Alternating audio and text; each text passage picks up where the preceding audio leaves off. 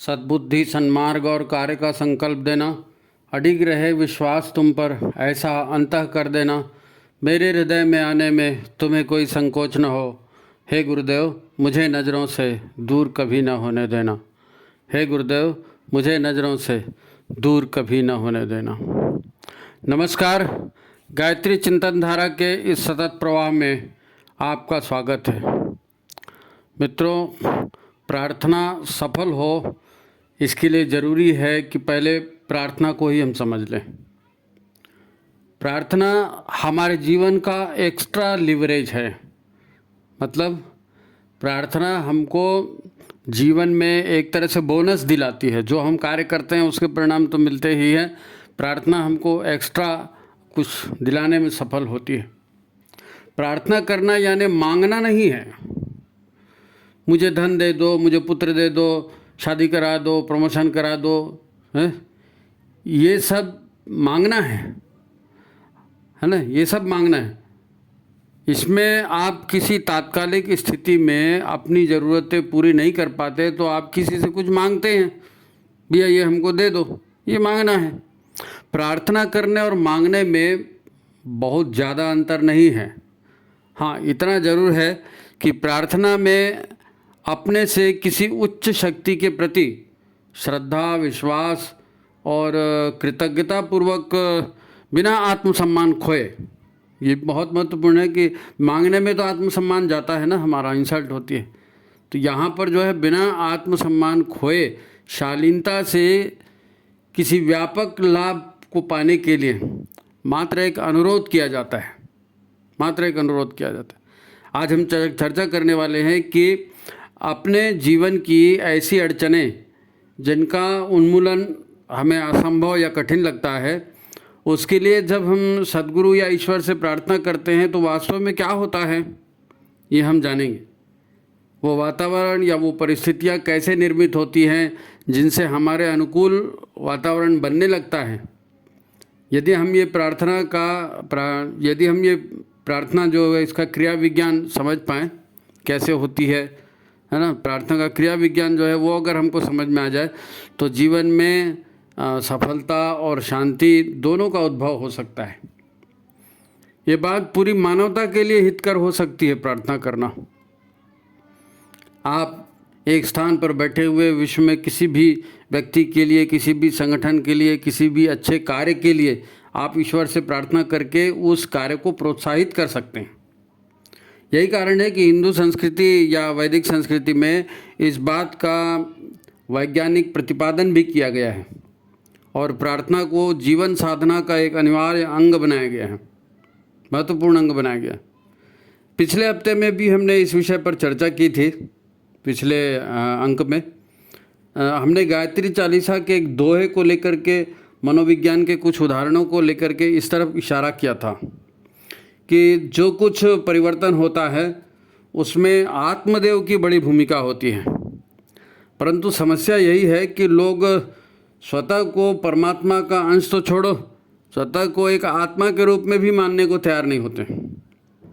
जो कुछ है बस ये शरीर है ऐसा मानकर ही जीते हैं और यहीं से प्रॉब्लम खड़ी होती है। अपने आप को शरीर मानकर जीना ये समस्याएं पैदा करता है।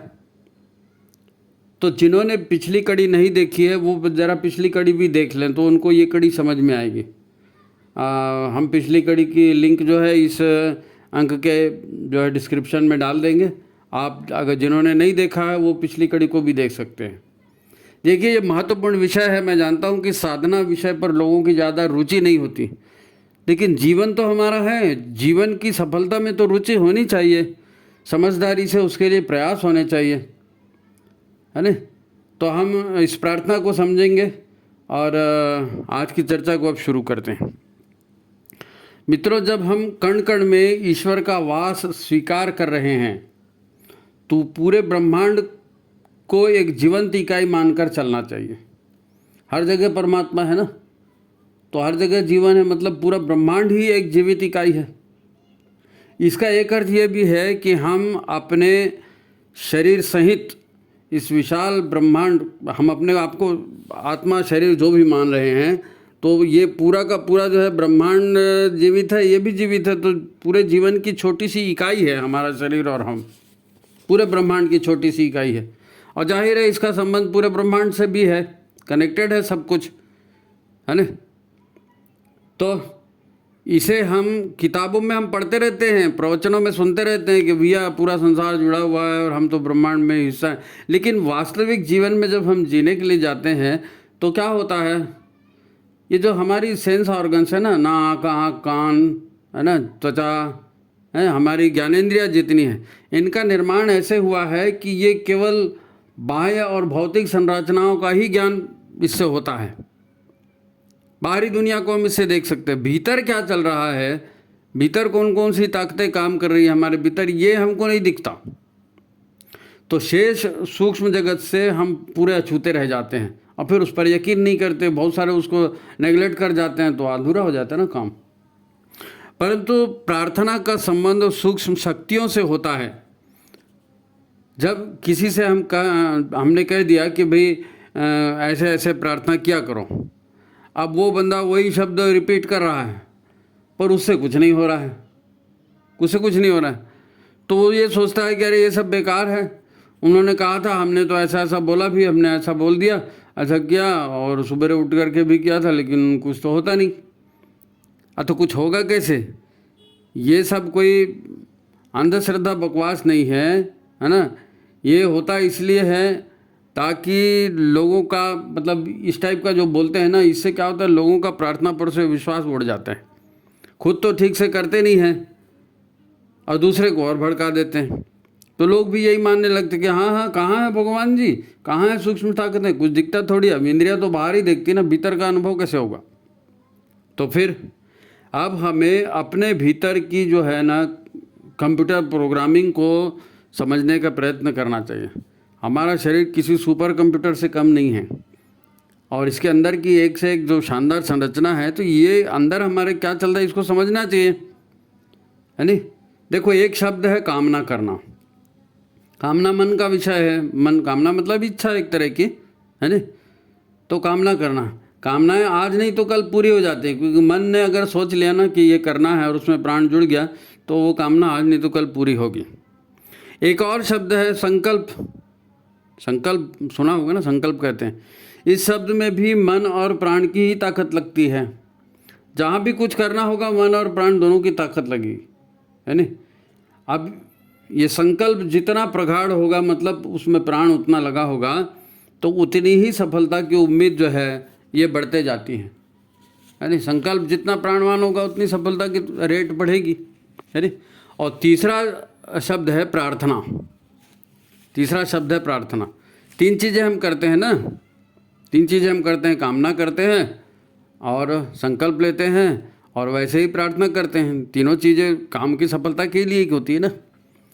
तो यदि ये प्रार्थना ठीक से हो तो इसमें मन और प्राण की शक्ति तो लगती ही है, परंतु इसमें कुछ और सूक्ष्म शक्तियाँ भी जुड़ जाती हैं प्रार्थना में, जैसे इष्ट के प्रति श्रद्धा, अपने इष्ट के प्रति विश्वास और उनके प्रति कृतज्ञता का भाव, है नहीं। और उसमें प्रार्थना में एक अनुरोध भी तो होता है ना उनसे, तो है ना विशेष बात। देखो, कामना एकदम व्यक्तिगत बात है, ये कामना हमारे मन का विषय है, तो इसमें प्राण शक्ति स्वयं ही लग जाती है और अलग से लगाना नहीं पड़ता, क्योंकि मन का विषयों में इंटरेस्ट रहता है, भोग में इंटरेस्ट रहता है, और ये कामनाएं भोग से ही संबंधित होती हैं, तो बताना नहीं पड़ता, गाइड नहीं करना पड़ता, मन अपने आप उधर चला जाता है, ठीक है। और दूसरा संकल्प जो है ना, संकल्प मन के विषय के अलावा अन्य लक्ष्य के लिए भी लिया जाता है।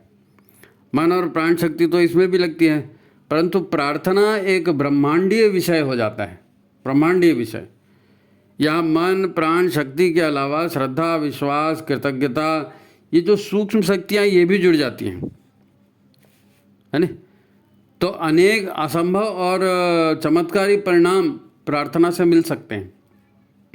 आप इतिहास में देखते हैं ना, हमारे पुराणों में भक्त ध्रुव का उल्लेख होता है ना, भक्त प्रहलाद का उल्लेख होता है। इन्होंने प्रार्थना की थी भगवान से, है ना। द्रौपदी का भी उल्लेख होता है ना। बहुत से हैं संत हैं, गुजरात के संत हैं जलाराम बापा, नरसिंह मेहता, अनेक संतों की जो है ना उनकी प्रार्थनाओं के चमत्कार भरे पड़े हैं हमारे कथानकों में, हमारे आध्यात्मिक धार्मिक साहित्य में। संत ज्ञानेश्वर हैं, अनेकों संतों की कथाएं इसमें शामिल की जा सकती हैं और कई उदाहरण इसके मिलेंगे। भारत तो धर्म भूमि है ना, यहाँ उदाहरणों की इसकी कोई कमी नहीं है कि किसने प्रार्थना की और क्या हुआ। अब हम ये समझेंगे कि शुद्ध मन प्राण से प्रार्थना करने पर वास्तव में खेल क्या होता है। आपको बार बार कहा जाता है सच्चे मन से प्रार्थना करो, शुद्ध मन से, तो होता क्या है ऐसा करने से?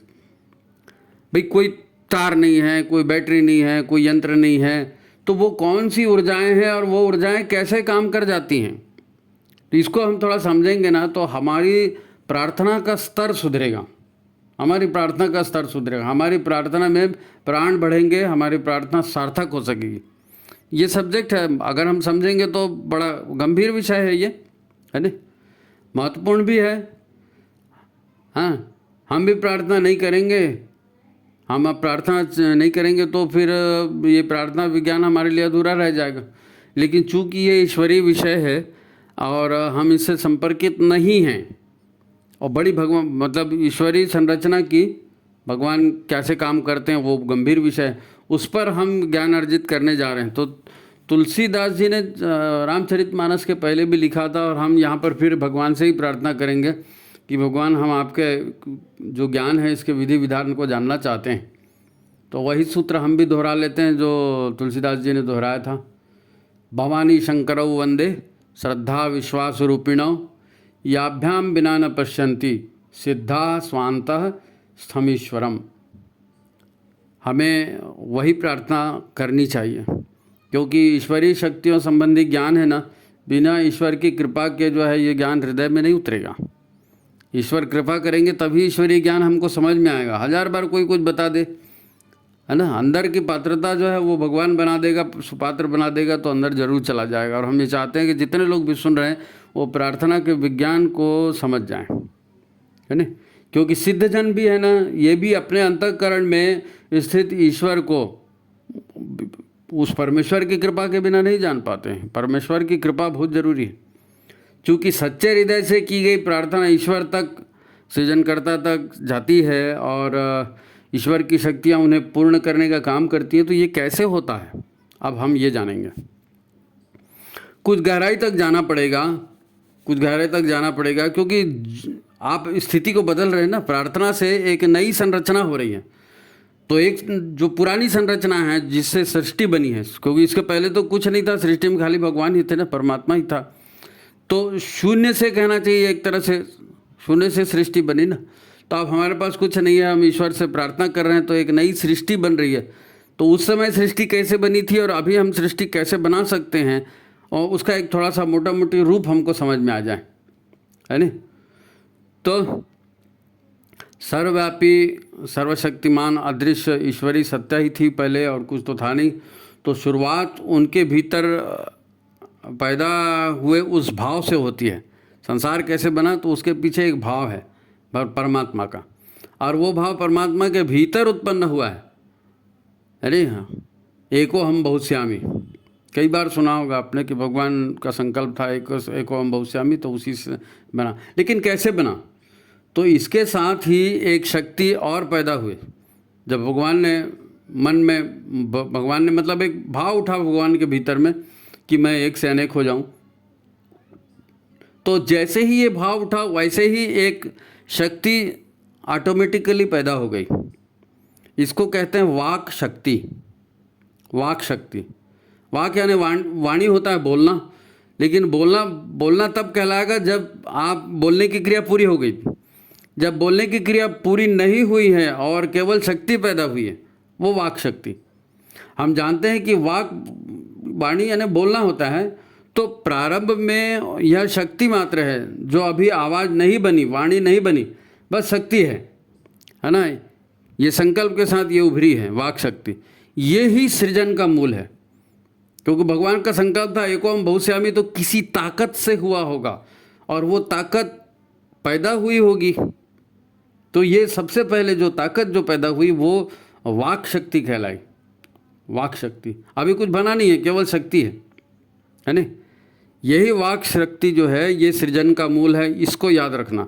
हम भी जो संकल्प लेते हैं या हम जो भी प्रार्थना करते हैं तो हमारे भीतर जो प्रार्थना का भाव पैदा होता है उसके भीतर ये शक्ति पैदा होनी चाहिए, वाक शक्ति।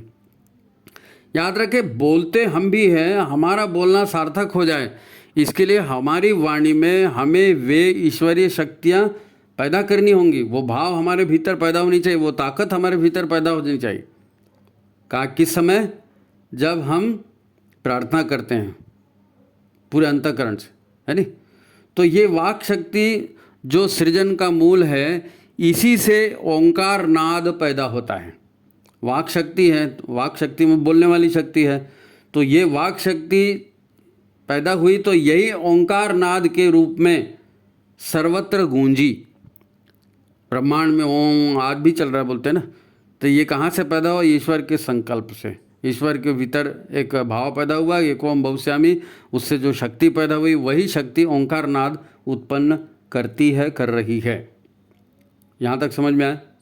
पर शुरुआत में जो वाक शक्ति उत्पन्न हुई वो ध्वनि का मूल तत्व है ना, पर आज उसमें जो है वो अभी बनी वो मात्र शक्ति नहीं है।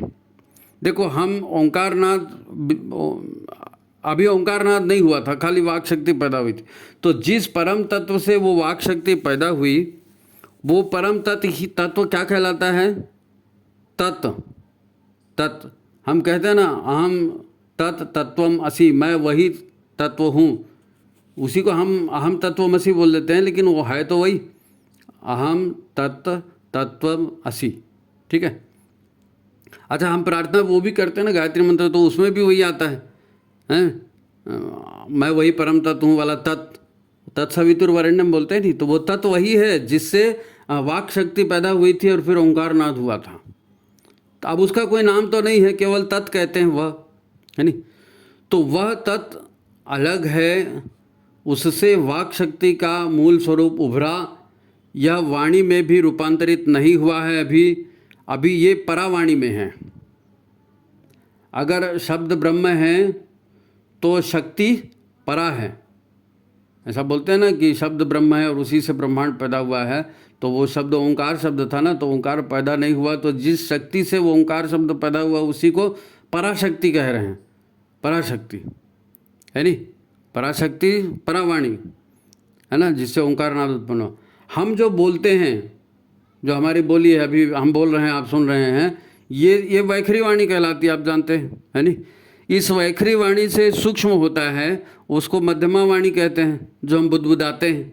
ये मध्यमा वाणी, बुदबुद करके धीरे धीरे बोलते हैं वो, है नी। और इससे भी सूक्ष्म जो है वो पश्यंती वाणी है। पश्यंती वाणी में कोई ध्वनि पैदा नहीं होती, लेकिन हम उस जो बोला जा रहा है उसका दृश्य अनुभव करते हैं, है ना। मौन स्मरण जिसको कहा जाता है, मौन स्मरण जो है वो क्या है? वो पश्यंती वाणी है। फिर इससे भी जो सूक्ष्म है वो परावाणी है, जो सिर्फ एक भावयुक्त शक्ति मात्र है, भावयुक्त शक्ति मात्र है। जितने बड़े बड़े ब्रह्मर्षि ऋषि और ये सारे हुए, ये दुनिया के किसी भी कोने में या दुनिया में किसी भी लोक में होते हैं, तो ये जो बात करते हैं वो परावाणी से बात करते हैं ना। तो उसमें ध्वनि की तरंगों का कोई मतलब ही नहीं होता, केवल ऊर्जा ट्रांसमिशन होती है यहाँ से वहाँ। तो ये परावाणी। हम समझ रहे हैं कि प्रार्थना में शक्ति कहाँ से लाई जाती है, या प्रार्थना ईश्वर तक पहुँचती कैसे है।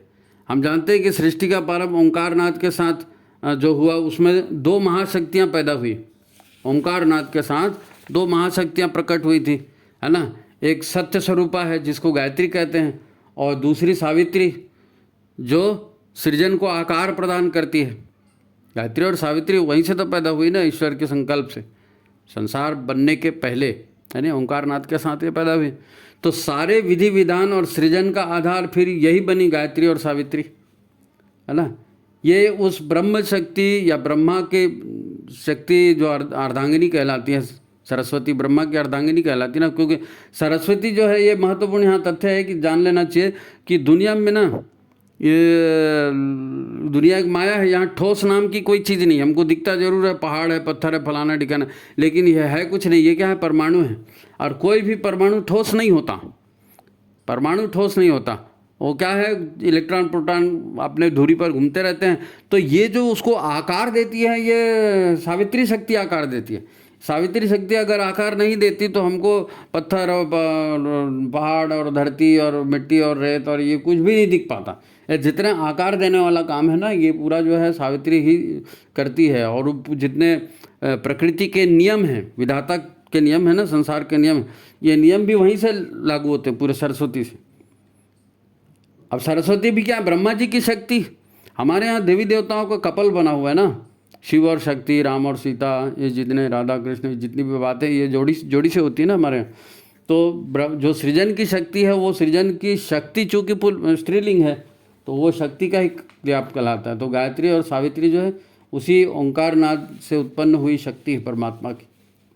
अब ये महत्वपूर्ण तथ्य कि दुनिया में क्या ठोस है कैसा है, ये भी हमको समझ में आ गया।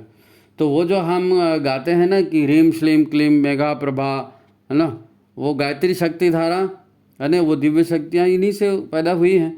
इसी के साथ यह भी जान ले कि जिसे हम प्राण कहते हैं, जो जीवनदायी शक्ति है, और इसी से प्राणियों में जीवन और चेतना का संचार होता है, वो भी प्रकट हो रहा है उसी के साथ, वो भी उसी के साथ प्रकट हो रहा है। देखो ये सब एक भाव से प्रकट हो रहा है। परमात्मा के भीतर एक केवल एक भाव आया था, और उस भाव से जो शक्ति पैदा हुई थी उसी से पूरा सब निर्माण हो रहा है। तो हम भी जो भी सोचते हैं ना, उसको ज़रा सोच समझ कर सोचना चाहिए कि हम क्या सोच रहे हैं, हम क्या सोच रहे हैं। हमारा जो जैसा गुरुदेव ने कहा ना, जो जैसा सोचता है करता है वैसे हो जाता है। तो ये वाक शक्ति है, ये वाक शक्ति, आप बोलो चाहे मत बोलो, पैदा हो गई ना तो काम करेगी, वो पैदा करेगी। तो ये सारा गायत्री सावित्री है ना, प्राण और ये सब उसी से निर्मित हुआ है। तो ये अपने आप में अनेक भौतिक और अभौतिक ऊर्जाओं का समूह है। प्राण को हम कहते हैं ना, जब तक प्राण है जीवन है, प्राण से ही सारा संसार बना है, चल रहा है। तो ये इसमें बहुत सारी भौतिक ऊर्जाएं भी हैं। भौतिक ऊर्जाएं मतलब ये मैग्नेटिक और इलेक्ट्रिक और ये तुम्हारा हीट और ये जितनी चीज़ें, ये तो भौतिक ऊर्जा है ना। इसके अलावा सूक्ष्म शक्तियाँ और चेतना, ये सब मिला करके ये प्राण बना हुआ है। इसीलिए कई लोग इसको क्या कहते हैं, एनर्जी विथ माइंड, है नी, प्राण को क्या कहते हैं, एनर्जी विथ माइंड। इसीलिए शुद्ध स्वरूप पवित्रता के वातावरण में शुद्ध और संपूर्ण मन से आह्वान किया जाता है। तो प्राण ऊर्जा स्वयं आती भी है। प्राणाकर्षण प्राणायाम करते हैं ना, तो प्राण भावना करते हैं कि प्राण आ रहा है, भावना करते हैं कि हमारे कषाय कल्मश मिट रहे हैं, भावना करते हैं कि ये कषाय कल्मश सब बाहर जा रहे हैं। तो ये भाव के साथ वो क्रिया प्राण करते हैं, प्राण करते हैं। प्राण से जो है कषाय कल्मश या अशुद्धियाँ भस्म होती हैं। ये पूरा विज्ञान है, सूक्ष्म शक्तियों का विज्ञान। और ये कहाँ से चालू हुआ है, ये चालू हुआ है केवल एक भाव पैदा होने से, एक भाव पैदा होने से, है नी।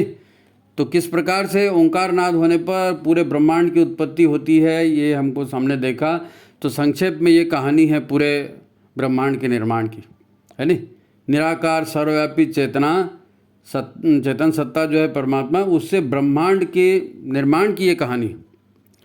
तो हमें इस प्राण शक्तियों, ये जो प्राण की जो शक्तियां हैं, इन पर अपनी अप्रोच बढ़ानी पड़ेगी। हम ये शक्तियां कैसे प्राप्त कर सकते हैं, उसके लिए फिर हमको आत्मशोधन करना पड़ेगा। हमारे भीतर प्योरिटी बढ़ेगी, तो प्योरिटी बढ़ेगी, हमारे भीतर शुद्धिकरण बढ़ेगा, तो फिर हम भाव करेंगे, तो फिर भाव में वैसी ऊर्जा भी पैदा होगी। ये इसका विज्ञान है, ठीक है। अब हम जान गए कि हमारे भीतर मन में और सारे ब्रह्मांड में वह ओंकार शक्ति, प्राण शक्ति, गायत्री और सावित्री शक्ति, है ना, इन्हीं की विभिन्न शक्ति धाराओं का साम्राज्य चलता है पूरे ब्रह्मांड में, और हमारे अंदर भी इन्हीं की शक्ति धाराओं का साम्राज्य चलता है। अब हमें कुछ भी प्राप्त करना है तो शराफत के दो ही तरीके हैं, शराफत से पाने के दो ही तरीके होते हैं। हम संसार में रहते हैं और हम कुछ पाना चाहते हैं तो कैसे पाएंगे, या तो हम मांगेंगे किसी से या प्रार्थना करेंगे, है नी। हमारे गुरु कहते हैं कि बेटा तुमको सब मिल सकता है। हमारे गुरु ने बहुत ज़बरदस्त बात बोली कि तुमको सब मिल सकता है बेटा, बस तुम कमज़ोर और दीनहीन मत बनो, है ना। और ये मांगने की आदत छोड़ दो, क्योंकि मांगने वाले को केवल भीख के टुकड़े मिलते हैं। कोई अनमोल चीज़ मांगने से नहीं मिलती, उसके लिए जो है आपको अपनी पात्रता का विकास करना पड़ेगा। यदि आप अपनी पात्रता का विकास करते हैं, सुपात्र बनते हैं, तो सफलता भी आपको सरलता से मिलेगी। ये गुरुदेव कहते हैं ना। तो इसका मतलब क्या है? इसका मतलब ये है कि ये पात्रता का विकास हम समझें, इसे अपनी क्षमता सामर्थ्य का विकास हम कह सकते हैं। पात्रता बनाना मतलब क्या? अपनी क्षमता को बढ़ाना, है ना। और इसे हम सफलता के लिए अपने भीतर अनुकूल वातावरण भी बना सकते हैं। प्रयास के द्वारा अपने भीतर भी अनुकूल वातावरण बना सकते हैं। प्रार्थना को सफल बनाना है। ईश्वर से वो शक्तियाँ कैसे उत्पन्न हुई, हमारे भीतर वो शक्तियाँ कैसे उत्पन्न होगी, गुरुदेव ने उसको पात्रता बढ़ाने की बात की। यहाँ तक हम समझे। अब पिछले एपिसोड में हमने देखा था कि हमारे भीतर सर्वव्यापी चेतन सत्ता या परमात्मा का एक अंश आत्मदेव के रूप में भी स्थित है नहीं? आत्मदेव के रूप में परमात्मा का अंश स्थित है हमारे भीतर। लेकिन ये 5 तरह के आवरणों या 5 तरह के कोशों से ढका हुआ है हमारा आत्मदेव, है नहीं? ये 5 कोश उन अशुद्धियों से या उन नकारात्मक ऊर्जाओं से भरे पड़े हैं जो हमारे मन को विकृत करते रहती हैं, शक्तिहीन बनाते रहती हैं। इसीलिए तो 5 कोशों की साधना की जाती है ना। उन 5 कोशों का शुद्धिकरण किया जाता है, क्योंकि जिनका शुद्धिकरण नहीं होगा 5 कोशों का, तो इनमें नकारात्मकता भरी रहेगी, तो आपकी अप्रोच ही नहीं होगी वहाँ तक। तो उस नकारात्मकता को तो पहले दूर करना पड़ेगा, है नहीं? जो ब्रह्मांडीय ऊर्जा, ब्रह्मांडीय ज्ञान या ईश्वरीय प्रेरणा भी हमारे आत्मदेव तक पहुंच सकती थी, उसको ये नकारात्मकता रोक देती है ना। तो इसको यदि नकारात्मकता को हटाएंगे, 5 कोशों की हम सफाई करेंगे, तो ईश्वरीय संदेश, ईश्वरीय प्रेरणा, ईश्वरीय ज्ञान खुद ब खुद हमारे भीतर पहुँचेगा ही। वो तो कनेक्टेड है, भगवान का अंश है। भगवान की बात वहाँ तक तो उठनी ही है वहाँ से, है नहीं? तो पात्रता का विकास यही है कि 5 कोशों की इन नकारात्मकता को हम हटाने का प्रयत्न करें। यही प्रयत्न साधना कहलाता है नहीं? तो पात्रता का विकास यानी आत्मशोधन और आंतरिक सात्विकता का विकास। आप सोच रहे होंगे कि प्रार्थना को सफल कैसे करें, ये बात थी तो आप पंचकोशी साधना पर लिया। तो भाई, प्रार्थना का मूल है शुद्ध मन, प्रार्थना का मूल है प्राण युक्त विनय। तो शुद्ध मन और प्राण युक्त विनय का भाव ये आएगा कहाँ से? ये शुद्ध मन और प्रखर प्राण बनाने के लिए 5 कोशों को शुद्ध पवित्र बनाना पड़ता है। भाई, मनोमय कोश होगा तो मन शुद्ध बनेगा, प्राणमय कोश होगा तो प्राण शुद्ध बनेगा। यही तो बात थी ना। तो कैसे नहीं आएंगे? पंचकोशी साधना में तो आना ही पड़ेगा आपको। गायत्री की पंचकोशी साधना जीवन में इसके सिवाय सफलता का और दूसरा कौन सा मार्ग है? इसी से तो वो पात्रता विकसित होगी जो प्रार्थना को सफल बना सके।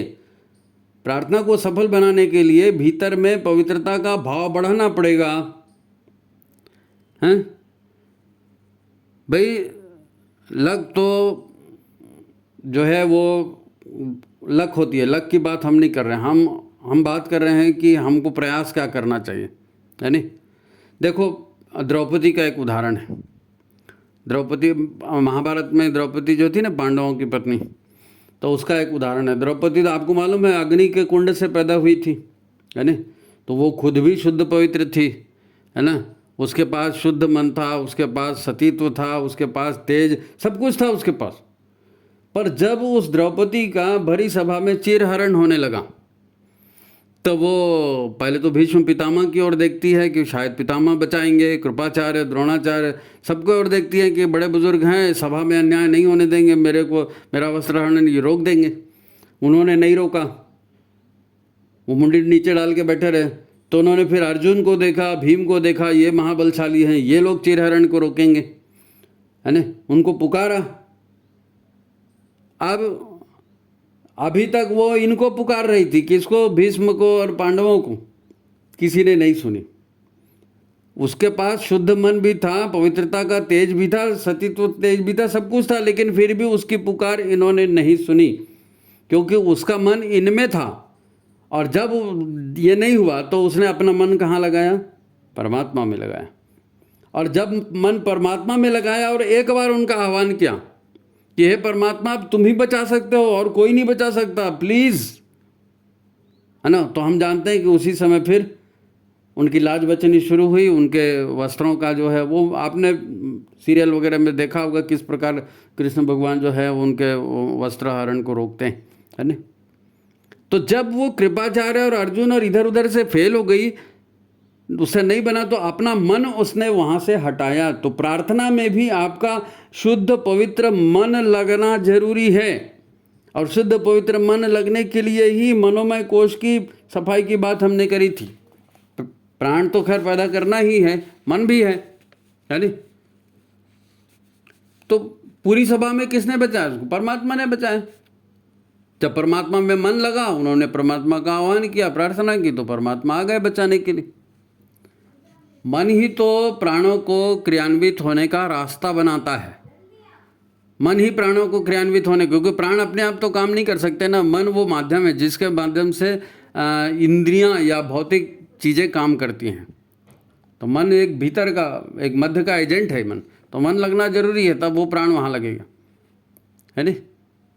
तो तब अच्छा, मैं सब इस विश्व में मैं समझता हूँ कि सच्ची प्रार्थना का इससे अच्छा उदाहरण जो है ना, आज के संसार में देखने को नहीं मिलेगा। एक मैं आपको एकदम ताज़ा उदाहरण बता, ताज़ा मतलब आज की दुनिया का एक उदाहरण बता रहा हूँ आपको, प्रैक्टिकल। क्योंकि ये जो भारत की कथा या साधु संतों की कथा, इसको लोग अंधविश्वास मान लेते हैं ना, अंधविश्वास मान लेते कि अरे पता नहीं कहानी है, कथा है। लेकिन इस कथा कहानी से हट करके आपको एक रियलिटी बता रहा हूँ, एक वास्तविकता, एक सच्चा प्रसंग। नाथुला एक जगह है सिक्किम के पास, अपना राज्य है ना सिक्किम, तो हिमालय की तराई में है। वहाँ एक दर्रा होता है घाटी जैसा, नाथुला, उसका नाम नाथुला दर्रा। तो वहाँ पर अपनी सेना काम कर रही थी, चीन की बॉर्डर है वो, तो अपनी सेना काम कर रही थी। तो वहाँ के एक सैनिक की ये कहानी है। वो सैनिक का नाम हरभजन सिंह है, बाद में फिर उनको बाबा हरभजन सिंह कहने लगे, पहले उनका नाम हरभजन सिंह था। उनकी वो ड्यूटी पे थे और उनकी मृत्यु जो है 4 अक्टूबर 1968 को हो गई थी। 4 अक्टूबर 1968 को, मतलब 62 में चाइना से वार हुआ था ना, उसके बाद उनकी मृत्यु जो है 68 में हुई थी। और वो कैसे हुआ था? वो जो है ड्यूटी पर तैनात थे, देशभक्त सिपाही थे, और वो घोड़ों के एक काफिले को लेकर के वो तुकुला, वहाँ एक जगह है, तुकुला से डोंगचुई जा रहे थे। तुकुला से डोंगचुई कौन जा रहे थे? हरभजन सिंह। तभी एक दुर्घटना उनके साथ हो गई, पैर उनका फिसल गया और वो खाई में जा गिरे, और उस खाई में उनका प्राणांत हो गया। उनकी डेड बॉडी किसी को नहीं मिली, लेकिन वो खाई में उनका प्राणांत हो गया। बस बात मात्र इतनी नहीं है, ये उदाहरण है, ये उदाहरण है दृढ़ संकल्प का, और ये उदाहरण है भगवान से प्रार्थना का। क्या हुआ? जब वो गिर गए नीचे, तो बाकी जो सेना के लोग थे उन्होंने उनकी डेड बॉडी को बहुत खोजा, और बर्फीला इलाका था, बर्फ़ में कहीं वो डेड बॉडी दब गई, और बहुत दिन तक वो दबी रही। ये लोग ढूंढते रहे, अब डेड बॉडी नहीं मिली है तो मरा हुआ भी डिक्लेयर नहीं कर सकते ना, ऑन ड्यूटी ही माना जाएगा उसको, ऑन ड्यूटी माना जाएगा, मिसिंग सोल्जर।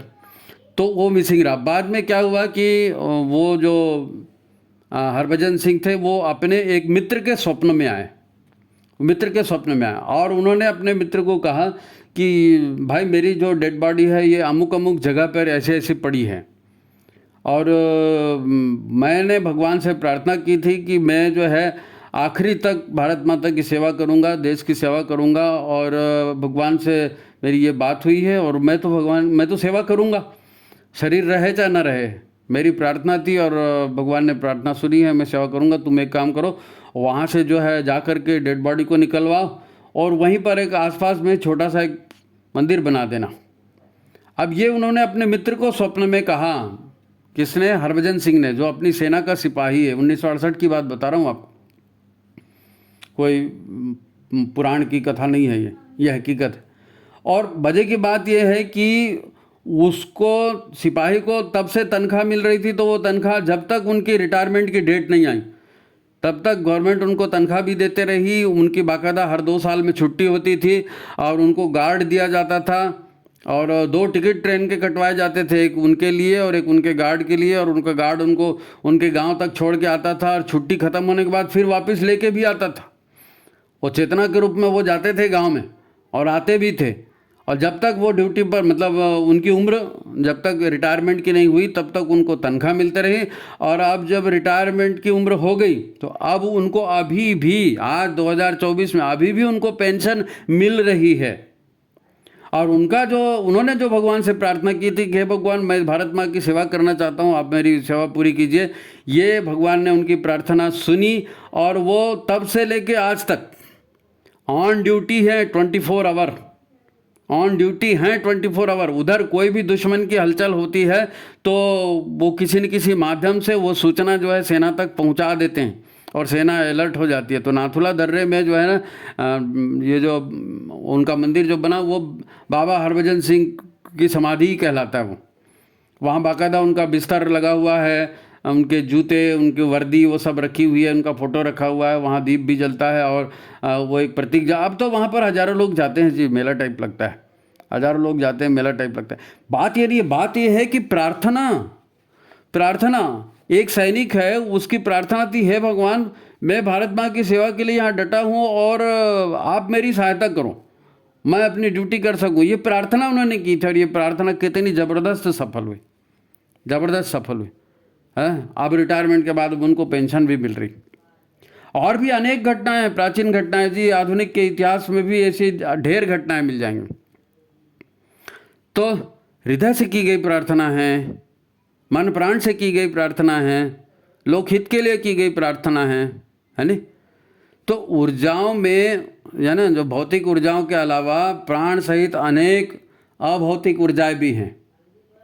और परमात्मा चेतना है ना, परमात्मा चेतना का ये पूरा संसार है ना, तो परमात्मा हर जगह है, उसकी चेतना भी हर जगह है, हमारे भीतर भी है। इन्हीं दोनों चीज़ से तो मनुष्य भी बना है ना, एनर्जी और चेतना, वही पूरे ब्रह्मांड में भी वही है, मनुष्य के अंदर भी वही है।